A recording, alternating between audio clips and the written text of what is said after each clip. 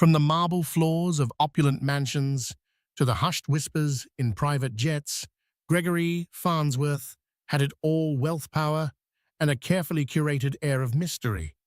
He was the charming tycoon everyone envied, a self-made man whose sly grin could open any door in the highest echelons of society. When rumors of his affair with a dazzling young woman threatened his pristine reputation, people assumed it was just tabloid fodder. But little did they know that behind the glossy headlines lay a secret so explosive it would shake their entire world. Enter the mistress, demanding everything he promised her until a very pregnant wife arrived in court. Gregory Farnsworth was born without much fanfare in the working-class neighborhood of East Chicago. He grew up sleeping in a cramped bedroom with his younger sister Harper, who would become his only confidant during those difficult years. From a young age, Gregory had an insatiable hunger for success. He devoured business books from the local library, while other boys played ball on the street. He pored over articles about titans of industry like Warren Buffett and real estate moguls such as Donald Bren. His mother, Linda, worked double shifts as a nurse's aide, but her meager salary could barely keep food on their table. Gregory, with his sharp intellect, vowed to escape this life of struggle. By the time he hit his 20s, Gregory had already discovered his knack for real estate speculation. He borrowed money from a distant uncle and invested in undervalued properties. Within a few years, he'd turned his initial stake into a small fortune, flipping run-down townhouses into modern condos. Fueled by ambition, Gregory ventured into the world of commercial real estate and partnered with a boutique firm in downtown Chicago, where his cunning negotiations and unwavering drive quickly earned him a formidable reputation. When the Farnsworth name began appearing in business journals across the Midwest, Gregory's social circle expanded dramatically. He was invited to exclusive galas, lavish dinners, and philanthropic events, rubbing shoulders with hedge fund managers, tech entrepreneurs, and Hollywood actors who visited Chicago for red carpet soirees. His outward charm and self-deprecating humor won over prospective clients and high-profile investors. Even back then, there were rumors of Gregory's wandering eye, but most people wrote it off as harmless flirtation until he met Eleanor Ella Chamberlain. Eleanor, poised and graceful, belonged to one of New York's old money families.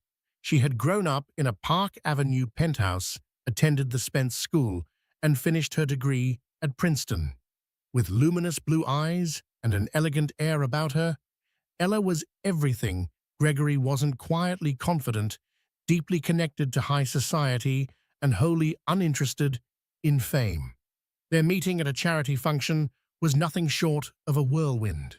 Within months, Gregory proposed in front of the Trevi Fountain in Rome, sealing their love story in a moment of cinematic splendor. Their marriage became the talk of upper-crust circles, the self-made Midwestern millionaire and the pedigreed Manhattan debutante. Gregory's union with Ella granted him an all-access pass to the most exclusive realms of society. While he continued to expand his real estate empire, Ella supported him, forging philanthropic alliances that bolstered his reputation. When they moved to a sprawling estate in Lake Forest, their union seemed an unbreakable fortress, or so everyone believed. In the bright lights of Chicago's luxury enclaves, Gregory caught the eye of a young socialite named Camilla Thompson. Camilla was a fixture on the nightlife scene, known for wearing head-turning Chanel gowns at black-tie events and sipping champagne at the city's most exclusive clubs. Friends of Gregory warned him to steer clear of her. She had a tabloid presence and a taste for drama. But as is often the case with men intoxicated by power, Gregory couldn't resist the thrill. Camilla was drawn to Gregory's polished charm. He was older and possessed a sense of gravitas that the boys her age lacked. He, in turn, was lured by Camilla's zest for life and her unfiltered adoration for him, something Ella, with her composed demeanor, did not openly display. Their affair began with stolen kisses in the back of Gregory's Mercedes and late-night phone calls after Ella had gone to bed. But it didn't stay discreet for long. In a city rife with paparazzi, eager for salacious headlines, secrets are short-lived. The first photos emerged in a small-time gossip blog, a snapshot of Gregory and Camilla exiting a five-star restaurant, her hand lingering just a bit too long on his arm. Gregory used his resources to contain the scandal, paying off editors and forging exclusive deals to bury the story. For a time, it worked. However, Camilla had tastes far beyond flowers and clandestine dinners.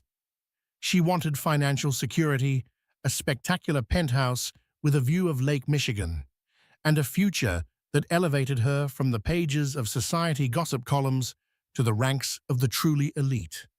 She wasn't shy about telling Gregory how she felt. Some say she even threatened to sell her story to major tabloid TV shows if he didn't meet her demands. But Gregory, determined to keep the affair hidden from Ella, promised Camilla the world. She became the hidden queen in his life, her every desire quietly funded by Farnsworth money. Despite Gregory's best efforts, the rumors about Camilla grew louder in hushed circles. Ella began to sense the distance between them. Once so attentive, Gregory now left their bed in the middle of the night to take calls from Asia.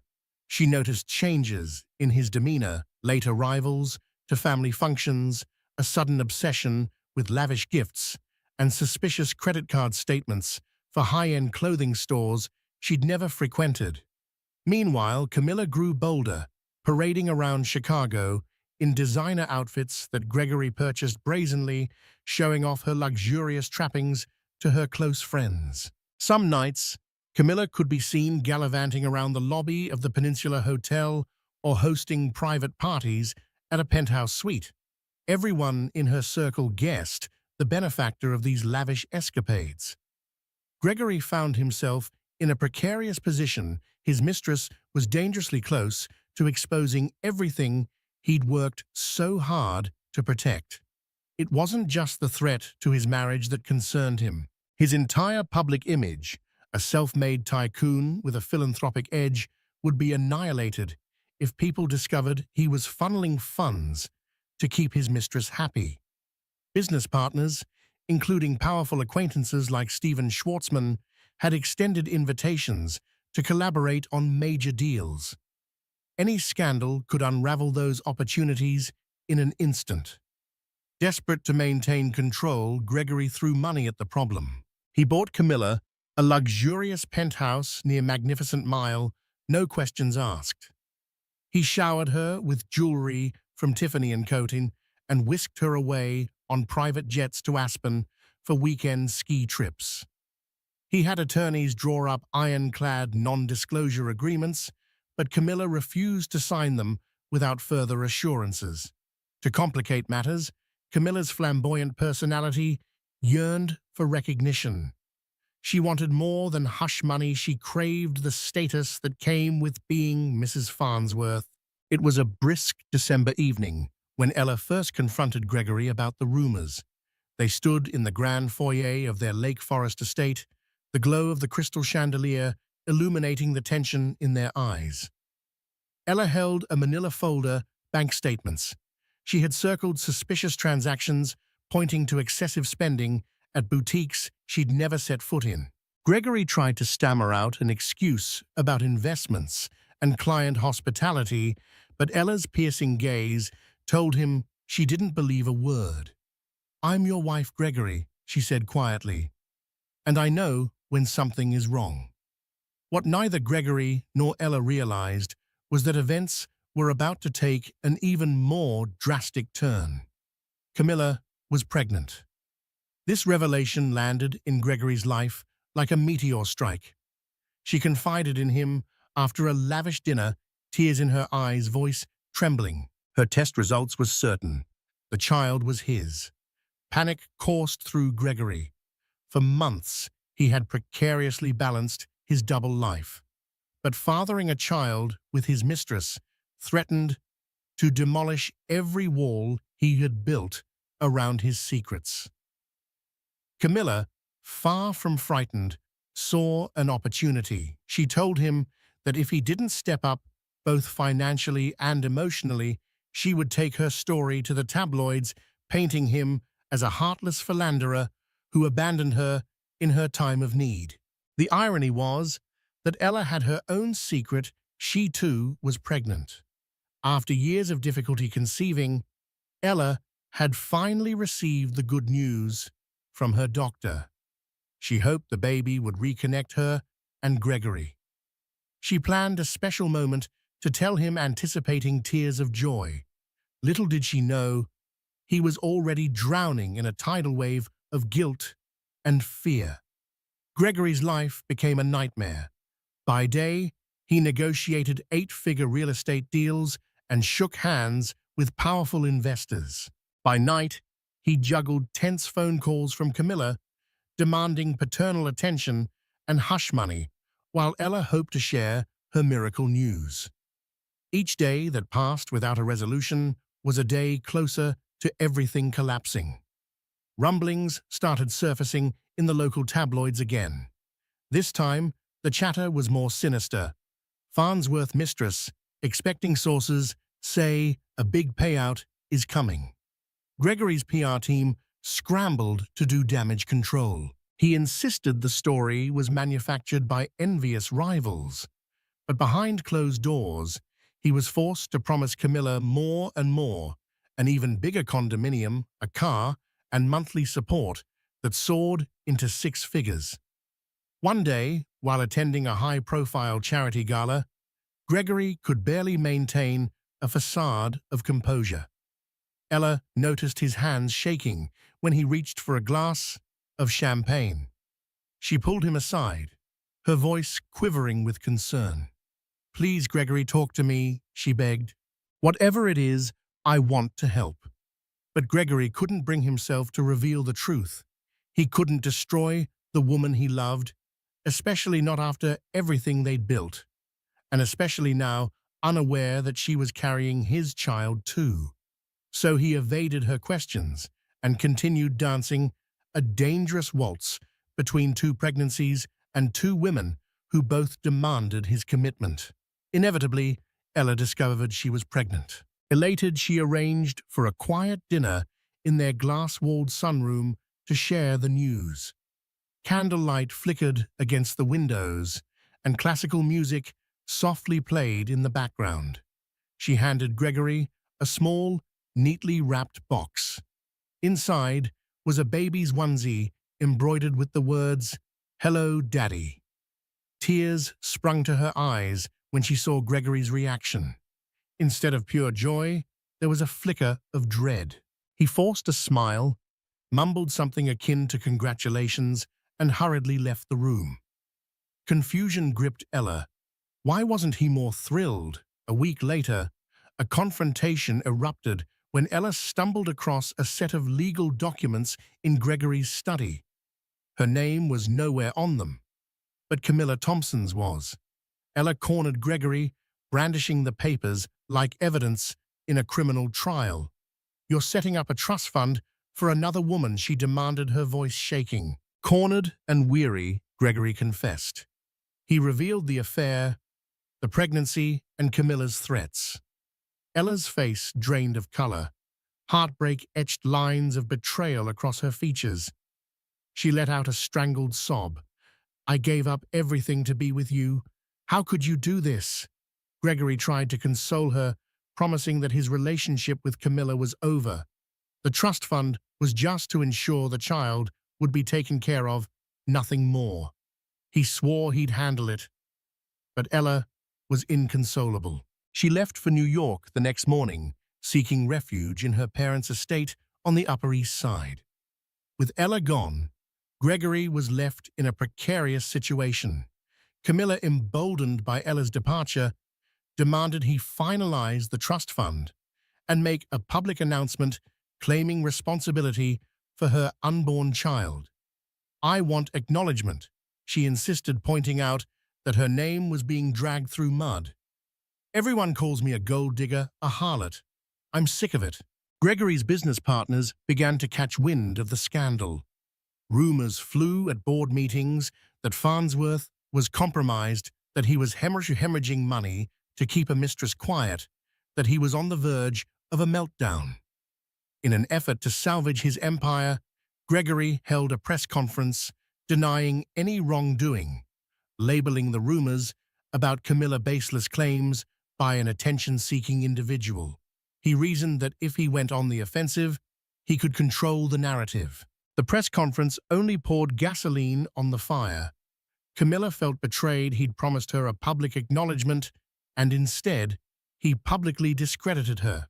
She reached out to tabloid television, offering an exclusive interview for a handsome sum. Soon, paparazzi surrounded her penthouse. Headlines screamed, "Farnsworth's mistress speaks out, and he promised me everything." Gregory's phone erupted with calls from his frantic PR team. Camilla's story was about to blow up on national television. Feeling cornered yet again, Gregory offered Camilla a staggering amount of money to withdraw the interview, but she was no longer interested in simple hush money. She wanted total vindication, or she wanted him destroyed. Meanwhile, in New York, Ella wrestled with her heartbreak. She couldn't ignore the innocent life growing inside her.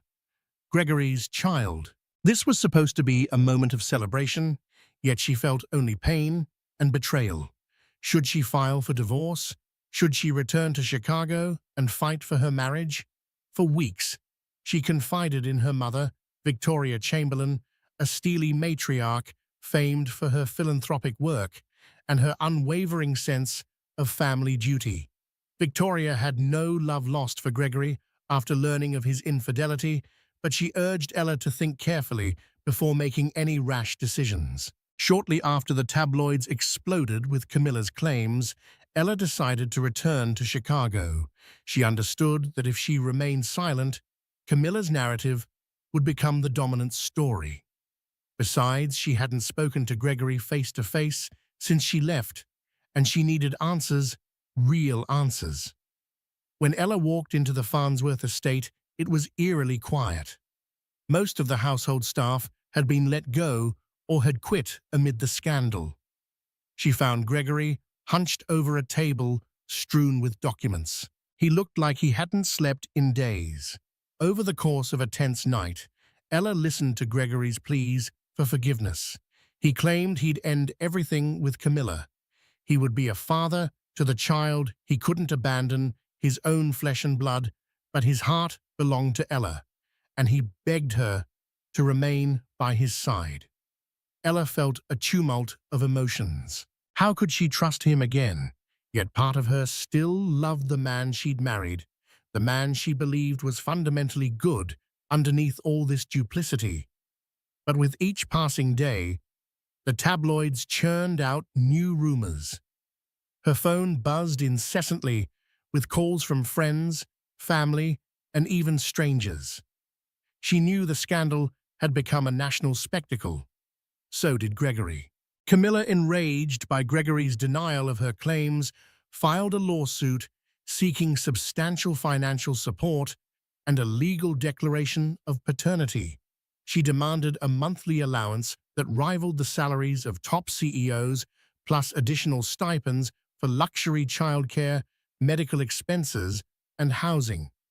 Gregory's legal team argued that Camilla was extorting him for money. Camilla's lawyer, a flamboyant figure known as Aidan Royce, countered that Camilla was merely securing the future that Gregory had promised her and their unborn child.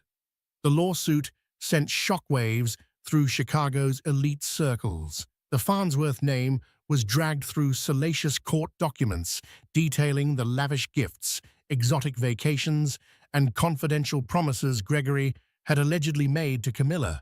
The media lined up outside the courthouse, jostling for the best position to capture Gregory's daily arrivals, Camilla's tearful pleas for justice, and any sign of Ella, whose pregnancy was also a matter of swirling rumor. In a bid to salvage what was left of his reputation, Gregory's attorneys suggested a quiet settlement. But Camilla refused.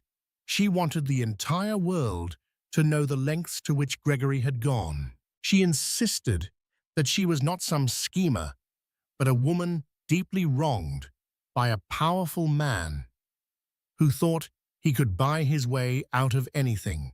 On the first day of the trial, the corridors of the Chicago courthouse buzzed with reporters and spectators. The Farnsworth entourage arrived in sleek black SUVs.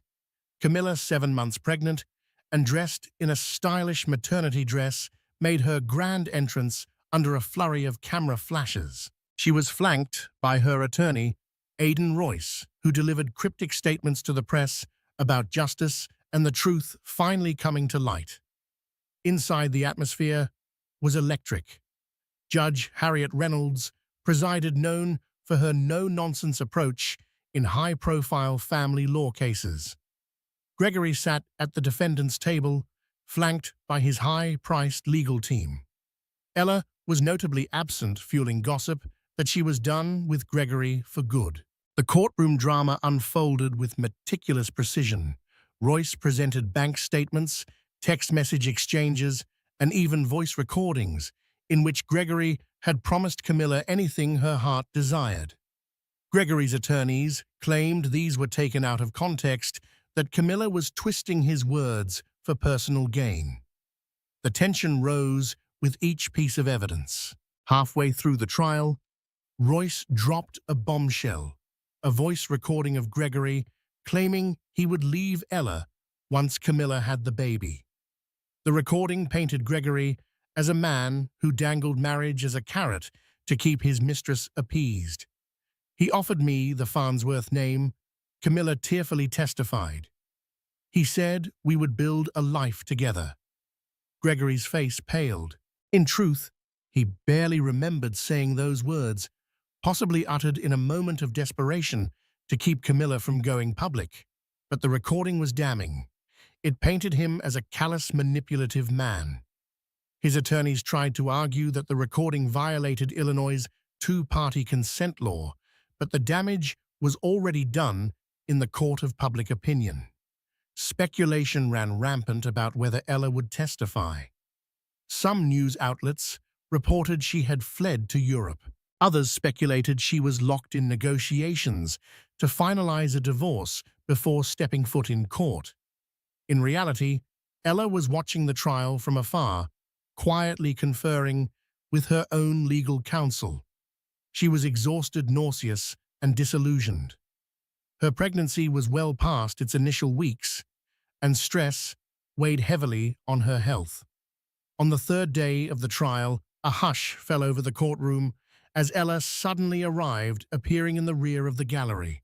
Dressed in a modest navy blue maternity dress, her baby bump visible, she walked with quiet resolve to the front of the room. Reporters murmured and scribbled furiously. Gregory turned around, looking more terrified than relieved. Camilla's eyes narrowed, unsure of what Ella's presence signaled. Judge Reynolds called a recess to address the sudden shift. Both legal teams retreated into a flurry of private discussions.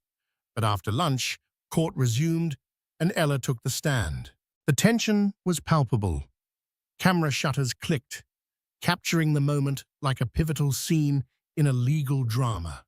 Ella testified with a calm, steady voice.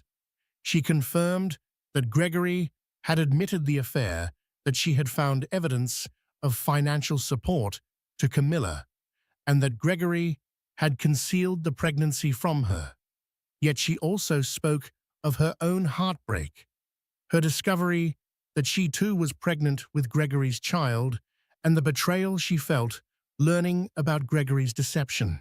When asked by Camilla's attorney if she believed Camilla's allegations about Gregory's grand promises, Ella paused.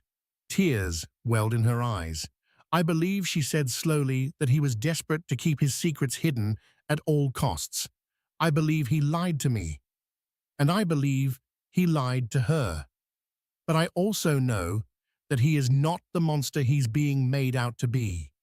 He's made terrible choices, and we are all paying for them. Her testimony was a double-edged sword. Yes, it painted Gregory as a liar, but it also cast doubt on Camilla's portrayal of him as an entirely cold-hearted manipulator. Ella implied that Gregory had been swept up in fear, caged by his empire, and had failed to navigate his moral obligations. The moral complexity in her words left the courtroom spellbound. Ella's presence changed the dynamics of the trial. On one hand, it validated many of Camilla's claims that Gregory had indeed been supporting her financially and making lavish promises. On the other, it humanized Gregory, showing that he was a flawed man, caught in a tangled web he helped create, but couldn't escape from easily. Camilla's legal strategy began to shift. Royce recognized that Ella's empathy might sway the judge, or at least complicate the narrative of Gregory as a ruthless manipulator. He pivoted to focusing on the financial obligations, presenting a blueprint of Camilla's demands for the child's upbringing: a secure home, private schooling, and medical care. The proposed costs were astronomical. Gregory's attorneys countered that Camilla was seeking an extravagant lifestyle far beyond the needs of a child. They argued that she was leveraging the pregnancy to secure a future she was not entitled to. They admitted Gregory owed child support under the law, but insisted her demands were predatory. In the swirl of legal arguments, the emotional toll was heavy. Gregory and Ella ironically found themselves speaking more frequently, locked in private conference rooms as Gregory pleaded for her forgiveness and for a chance to start anew once the lawsuit was resolved. Ella remained guarded. Love was one thing, trust was another. Word spread that Camilla was nearing her due date. The baby could arrive any moment, and the lawsuit's resolution loomed over everyone. Then came a day that changed the course of events entirely. Camilla experienced complications at home. She was rushed to Northwestern Memorial Hospital for an emergency checkup. Gossip sites reported it within minutes, fueling speculation about whether Gregory or Ella would rush to her side. To the shock of onlookers, it was Ella who arrived at the hospital first. She later admitted that while Camilla had caused her immeasurable pain, she couldn't ignore another woman in distress, especially one carrying Gregory's child. Camilla, exhausted and in pain, was taken aback by Ella's presence. Their brief conversation in the sterile corridor carried more weight than any court hearing. "I don't expect your forgiveness," Camilla said, tears shining in her eyes, "but I want you to know this was never just about money for me." Ella's expression softened, yet remained wary. "He told you things he never should have. I understand how that gave you hope. But hope can be cruel. Trust me, I know." Later that day, doctors determined that Camilla and the baby were stable, though she would need monitoring. Gregory arrived later, anxious and distraught. Seeing Ella at Camilla's bedside filled him with conflicting emotions: guilt, shame, and perhaps a flicker of admiration. In that hospital hallway, the real possibility of fatherhood of two different families felt overwhelmingly real. The trial resumed after Camilla's medical scare, but the tone had shifted. The judge encouraged both parties to engage in mediation. Public interest was still intense, but the human drama of pregnancy and potential reconciliation overshadowed the raw legal fight. Gregory's team proposed a settlement that included child support, a trust for the baby's future education, and a scaled-back monthly allowance for Camilla. She would also receive a respectable penthouse, though not as opulent as she initially demanded. Camilla insisted on a more significant lump sum payout, claiming she needed financial security to protect her child from Gregory's potential change of heart. Ella surprised everyone by suggesting a middle ground that balanced the child's welfare with limiting what she viewed as Camilla's opportunistic claims. For a fleeting moment, Camilla and Ella seemed united by their shared reality. Both carried Farnsworth children and both had been lied to. Ultimately, Judge Reynolds insisted on final arguments to ensure fairness. Gregory took the stand for an emotional testimony, admitting he had betrayed Ella, that he had misled Camilla. He apologized publicly to both women, promising to care for both children. The press ate up every word. Some cynics derided his testimony as a public relations maneuver, but others saw genuine remorse in his trembling voice. After weeks of legal wrangling and media spectacles, Judge Reynolds delivered her decision. Gregory Farnsworth was to pay a substantial monthly child support for Camilla's baby until the child turned 18. A trust was established for education and basic living expenses. The judge ruled against Camilla's demand for extravagant lifestyle costs, stating child support is meant for the child's welfare, not to subsidize an opulent lifestyle. Camilla received a penthouse smaller than she wanted, but still an enviable property in a prime Chicago location. In a surprising twist, Judge Reynolds admonished Gregory and Camilla for their reckless behavior, noting that the emotional distress extended to Ella, whose own pregnancy had been overshadowed by these events. While it was a civil matter and no punitive damages were awarded for emotional harm, the judge's words carried weight, underscoring the moral failings of everyone involved. Outside reporters thronged for comments. Gregory made a brief statement, offering a vague apology to his wife and acknowledging his responsibility to Camilla and the unborn child. He declined to take questions. Camilla, her face streaked with tears, muttered something about finally having justice. Aidan Royce, ever the showman, declared it a victory for single mothers everywhere. In the days following the court verdict, the media frenzy began to subside. The public had feasted on the scandal, but now another sensational story captured the headlines. For Gregory and Ella, the real work began. Their Lake Forest estate felt like a maze of emotional landmines, each room a reminder of broken promises or uncertain futures. Ella demanded space.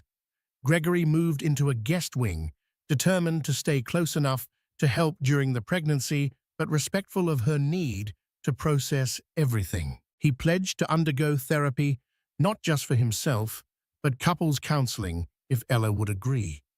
For weeks, Ella remained undecided, torn between love betrayal and the new life growing inside her. Camilla, on the other hand, found her newly upgraded status a double-edged sword. Yes, she had a comfortable penthouse and guaranteed financial support, but she also carried the stigma of being the other woman. Many of her high society friends distanced themselves, wary of associating with such a public scandal. She was left with a few loyal companions who relished drama. Privately, Camilla admitted to them that she was unsure how to move forward. She'd once dreamed of becoming Mrs. Farnsworth, but that fantasy had crumbled. As Ella's due date approached, complications arose. She experienced severe morning sickness, culminating in a hospital visit for dehydration. Gregory was beside himself with worry. Despite Ella's lingering anger, she allowed him to support her in the hospital. In those tense hours, they shared a tender moment, the first genuine closeness they'd felt since the scandal broke. They spoke openly for the first time about their fears, their love, and the possibility of raising a child in a fractured family. News also reached them that Camilla had given birth prematurely. Her child, a baby girl, was placed in an incubator for a few days. Gregory visited the infant tears in his eyes, grappling with the enormity of having two children by two different women. He met Camilla in the neonatal unit. Their conversation was subdued, overshadowed by the fragile life that now connected them forever. For the first time, Camilla admitted that she didn't truly want Gregory's marriage to fail. She just wanted to feel loved and secure. Gregory responded that while he couldn't offer her a life as his wife, he would never abandon their daughter. Ella's labor was long and complicated. As she clung to Gregory's hand, she wondered if their marriage could be reborn in the same moment their child entered the world. When the baby, a healthy boy, finally arrived, all the bitterness and drama seemed to evaporate for a fleeting second. Gregory sobbed openly as he held his son, overwhelmed by the miracle of new life. Ella, exhausted and emotional, whispered, "Do you think we can ever forgive each other?" Gregory pressed his forehead against hers, tears forming. "I'm willing to spend the rest of my life trying," he said. That night, as their newborn slept in a bassinet, Gregory found himself scrolling through pictures of his other child, the baby girl who had just been born to Camilla. He felt an odd mix of guilt, sorrow, and love. He realized that the real test of his character would be how he balanced these two families, how he provided love and stability for both children despite the scandal that formed their origin story. In the months that followed, Gregory took a step back from the public eye. He delegated most of his business operations to trusted executives seeking to focus on fatherhood and rehabilitation of his shattered relationships. He attended therapy sessions to address his pattern of deceit and his struggle with power. Ella joined him for couples counseling, sporadically unsure if she was ready to rebuild completely. Yet each session chipped away a small piece of the resentment between them. Camilla, adjusting to single motherhood, found solace in her daughter. She named the baby Grace, a reflection of the mercy she hoped to extend to herself and to Gregory. Their relationship remained strictly about co-parenting. The trust fund paid for a full-time nanny and comfortable living arrangements, but it didn't fill the hollow space where Camilla's romantic aspirations once dwelled. Society's interest in the Farnsworth scandal eventually waned, replaced by the next sensational headline. Gregory breathed a sigh of relief that the relentless media hounding was finally over. Still, occasionally, photographers would snap him entering Camilla's building, fueling rumors of a rekindled romance. In truth, they only met for arranged visits so he could spend time with Grace. Over time, Ella saw changes in Gregory. He became more patient, gentler, and more transparent about his movements and finances. He set up an online portal so Ella could see every transaction he made, a gesture to restore her trust. He apologized daily for his failings, but never once complained if Ella rejected his offers of affection. She also found it within herself to let go of some bitterness. She recognized that Gregory's mistakes, while grievous, stemmed from fear and insecurities. It didn't excuse his actions, but it offered a path to understanding. Gradually, she allowed him to move back into their shared bedroom. They were still forging a new normal, one that would always include another child outside their marriage, another woman forever linked to their family. But the healing had begun. It had been several months since the verdict, and though the media frenzy had died down, the emotional aftermath still lingered. Gregory continued his efforts to rebuild trust with Ella, showing up consistently, attending therapy, and prioritizing fatherhood over business headlines. But healing wasn't linear. Some days brought calm conversation, others raw silence. Then one evening, Ella received a message that made her heart skip. It was from Camilla. Would you meet me? Just us. I'd like to talk. No hidden motives. Ella read it twice, then a third time. The thought of sitting across from the woman who had, whether intentionally or not, ripped her marriage apart sent a chill through her. But there was something disarming about the tone. It wasn't defensive. It wasn't demanding. It was human. After hours of reflection and a long phone call with her mother, Ella replied, "Tomorrow 4 p.m. Café Mistral near the lake." The next day, the late afternoon sun cast long golden shadows across the sidewalk. As Ella approached the cafe, nestled near the shore of Lake Michigan, it was quiet and understated, with large windows and a gentle view of the waves. Inside, Camilla was already seated by the glass, Grace's stroller beside her. Ella hesitated for only a second before walking in. "Thank you for coming," Camilla said softly, standing to greet her. She looked different, not in appearance, but in energy. Gone was the glimmer of entitlement, the sharp edge of ambition. In its place was something grounded. Maybe motherhood had softened her, or maybe the chaos had stripped her ego bare.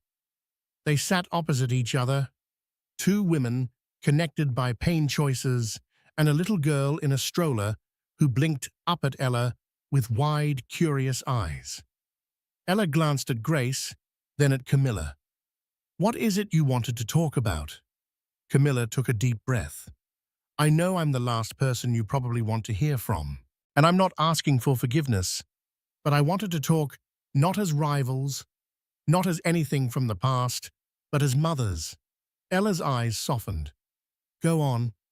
"I want Grace to know her brother Camilla," said her voice trembling just slightly. "They're siblings. I know what people say about me.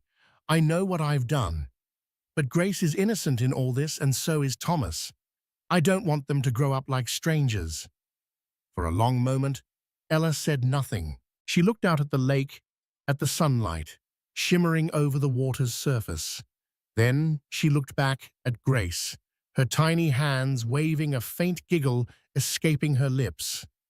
"I never imagined being in a situation like this," Ella whispered. "But you're right. They didn't ask for any of this. They deserve a chance to be siblings, friends, whatever they want." Camilla's eyes welled with tears. "I appreciate that more than you know." Their conversation lingered. They spoke cautiously about feedings, sleep schedules, first words. It wasn't friendship, but it was something surprisingly close to civility. When the meeting ended, they stood, each cradling a child. They exchanged a hesitant but genuine goodbye, promising to arrange a future play date. As Ella walked back toward her car, Thomas squirmed happily in her arms. She looked down at his joyful face, then back at the cafe. Camilla stood by the window, gently rocking Grace, watching Ella with a mix of gratitude and uncertainty. It wasn't peace, not yet, but it was the first step towards something better, a shared path, not of reconciliation, but of responsibility. For the sake of the children, and perhaps themselves, they had begun to stitch together the fragile beginnings of a new kind of family, one born not out of love or trust, but out of courage and choice. A full year had passed since the media storm that once devoured the Farnsworth name. What had begun as whispered rumors in dimly lit cocktail lounges had erupted into front-page headlines, courtrooms packed with reporters, and a scandal that left no one untouched. But now, in the quiet corners of their lives, the aftermath took on a different shape, one that wasn't splashed in tabloids, but etched in long, quiet days and small, conscious choices. Gregory had resumed work, though, with a measured pace. He no longer thrived on power lunches or flashy investments. Instead, he focused on sustainable ventures, choosing partners based on trust rather than clout. His PR team carefully controlled his public presence, but it was clear the once unshakable titan had shifted. There was humility in his tone now. A man who once reveled in applause was learning to find comfort in silence. Ella had returned to philanthropy, but in a more grounded way. Rather than headline-grabbing galas, she began organizing support groups for women dealing with infidelity, single motherhood, and public shame. She never publicly addressed the scandal, but those who met her privately said she spoke with clarity and surprising grace. Her strength, they said, wasn't loud, it was steady. Their son Thomas had become a living symbol of their resilience. Gregory and Ella made an intentional effort to co-parent with openness and emotional transparency, even on days when old wounds still throbbed. Gregory's commitment to therapy and eventually couples counseling showed in the way he handled difficult conversations. He no longer deflected or dodged. He listened even when it hurt. Camilla, too, had changed. While she had once basked in luxury and notoriety, she now embraced a more subdued life. Her daughter Grace was her world. The penthouse no longer felt like a prize. It was simply home. Camilla had launched a small but successful online platform promoting maternity fashion, combining her taste for elegance with lessons learned from public fallout. She gave interviews not about the scandal, but about resilience and rebuilding as a single mother. In a rare moment of vulnerability, Gregory and Ella sat on their porch one night, watching the stars over Lake Forest. "Do you think we could have avoided all this?" he asked softly. Ella exhaled, then replied, "No. You don't get to the truth without tearing down what's false first. The question isn't whether it had to happen, it's whether we learned from it." Gregory looked out over the lawn, where Thomas's toys lay scattered, and nodded. "I think I finally am."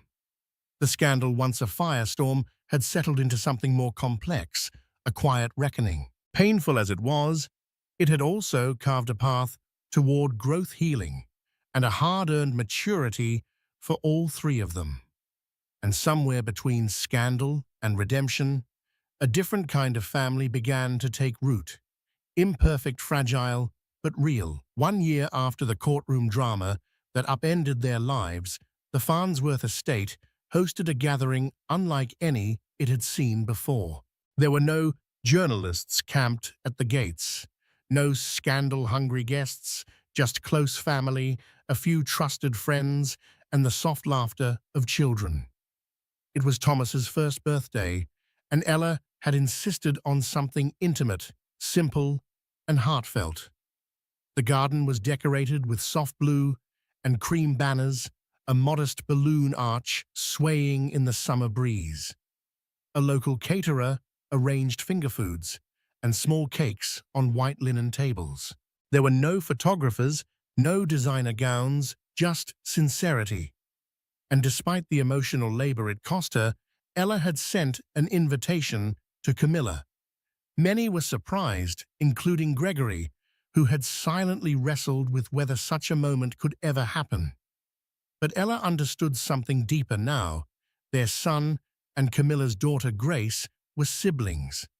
Their bond, however complicated in origin, was innocent and unbreakable. To deny them a relationship because of the adult's mistakes would be cruel. Camilla arrived late, dressed plainly but elegantly.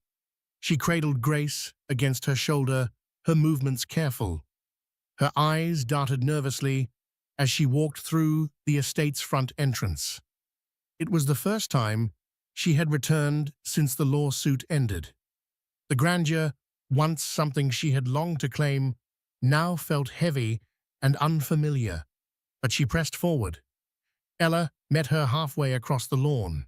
For a moment, both women stood still, two mothers, two versions of love, both shaped by the same man's mistakes. Ella extended a hand, not with warmth, but with civility. Camilla shook it. "Thank you for coming," Ella said, her voice measured. "I wasn't sure I should," Camilla admitted. "But Grace should know her brother. I couldn't keep her away." They walked together, to the picnic tables where Gregory knelt beside Thomas, helping him open a gift. When he looked up and saw Camilla holding Grace, something flickered in his expression. Guilt, perhaps, but also something close to relief. He gave a nod of acknowledgement, then turned back to Thomas, who had now become enamored with a plush toy. It was Thomas who broke the tension between the families. As he waddled toward Grace, clutching the toy in his chubby hands, he extended it toward her. Grace, fascinated, reached out with tiny fingers. The two toddlers locked eyes, exchanged curious smiles, and giggled. That moment, two innocent children laughing dissolved some invisible wall.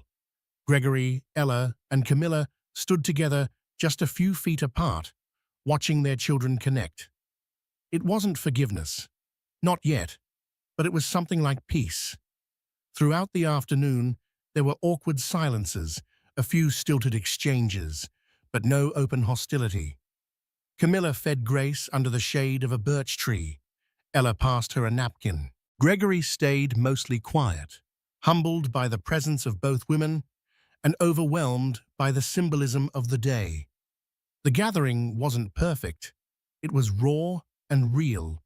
But for a brief afternoon, fractured pieces came together, not as a family in the traditional sense, but as something new, something that just might endure. Life, as Ella once said, rarely ties itself in neat little bows, and for the Farnsworth family, the truth had never felt more vivid. The birthday party had offered a glimpse of peace, but the road ahead was still uneven, filled with emotional potholes and moments of hard reckoning.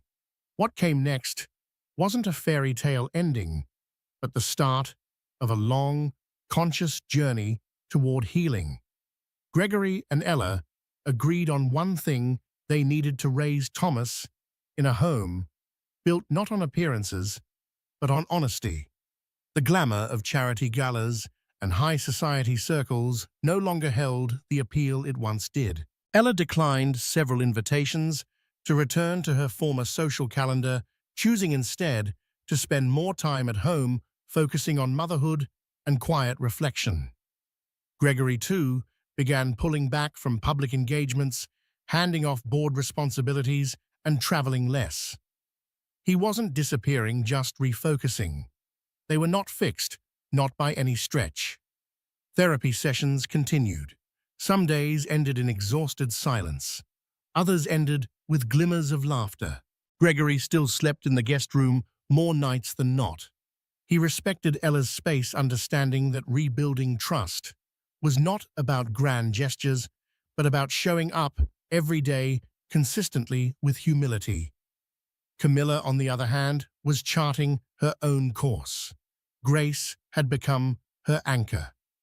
Though she had once craved luxury and status, motherhood shifted her priorities in unexpected ways. She now found fulfillment in building something of her own, a maternity fashion boutique that began as a small online venture but was quickly gaining traction. Her designs catered to real women, and her story scandal, and all had drawn attention from influencers and customers alike. But success didn't make the whispers go away. In upscale circles, Camilla's name still sparked raised eyebrows. Some people never looked past the tabloid headlines. Yet she pressed on, determined to redefine herself. She joined a support network for single mothers, donating a portion of her boutique's proceeds to help women transition out of difficult relationships. Her fame, once accidental, had become a tool not for vanity, but for purpose. Meanwhile, Gregory found himself living a life split between two worlds, one with Ella and Thomas, another with Grace and her mother. He scheduled regular visits to Camilla's penthouse, always respectful, never overstaying. Grace had started recognizing him, reaching out her tiny arms and babbling "Dada." Those moments stirred a mix of wonder and guilt in him. He knew he had failed these women, but he was determined not to fail his children. Occasionally, he and Camilla would exchange quiet reflections in the nursery. There was no bitterness anymore, just realism. "We were never meant to last," Camilla said, once, gently rocking Grace. "But I'm grateful for her and for what I've learned." Gregory nodded. "So am I." Back in Lake Forest, Ella began opening up, slowly, cautiously. She started allowing Gregory to join her and Thomas for meals. He read bedtime stories, changed diapers, and took early morning walks with their son through the garden paths that once felt like a stage. Now, they were simply a playground. One autumn evening, as golden leaves fell around them, Ella watched Gregory hoist Thomas onto his shoulders, both of them laughing. She felt a strange peace settle in her chest. It wasn't the life she had dreamed of, but maybe it was something better, something real.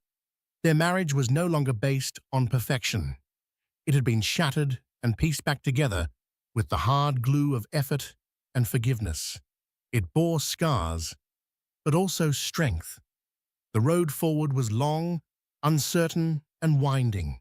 But for the first time in a long while, all three adults, Gregory, Ella, and Camilla, were walking it with clearer eyes, shared purpose, and a newfound resolve to raise their children with love, respect, and truth. That more than any courtroom verdict or public redemption was the true victory. We've just witnessed a story where love, betrayal, and the harsh glare of the public eye clashed in a battle for truth. From secret promises to public scandal, Gregory Farnsworth's double life spiraled into a courtroom showdown that tested the boundaries of marriage, trust, and redemption. In the end, two children became the living symbols of everything gained and lost, reminding us that even in the darkest scandals, innocent lives deserve compassion and stability. If you found yourself captivated by this high-stakes drama, there's more to come. We'll explore other real-life sagas, dive into secret worlds, and unveil hidden truths in future videos. Don't miss out. Make sure to like, share, and subscribe to this channel. By doing so, you'll join a community that thrives on unveiling the most riveting stories, sparking conversations, and reminding us all that truth is often stranger than fiction. See you next time.